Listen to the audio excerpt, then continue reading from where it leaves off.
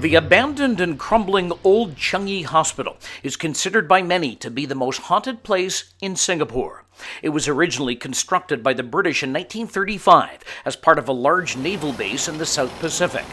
During the Japanese occupation of Singapore from 1942 to 45, the hospital was used as a prisoner of war camp, housing captured Allied soldiers as well as others accused of anti-Japanese activities.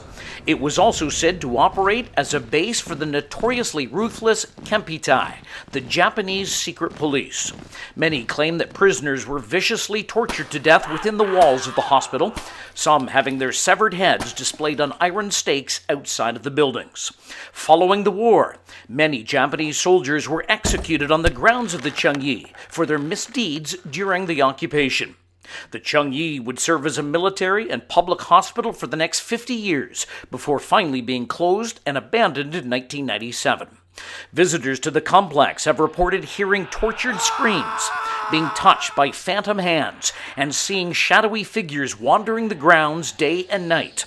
Some claim to have seen the bloody apparitions of soldiers, both Japanese and Allied, walking the decrepit halls. Strange lights and smells have also been reported.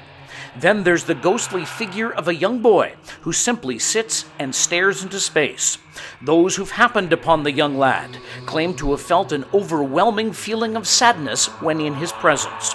The most common report from visitors to the old Changi Hospital is having one of their group members led away by a mysterious individual who tells them to leave and never return before vanishing into thin air, leaving the visitor frightened and alone in a dark and isolated area of the hospital.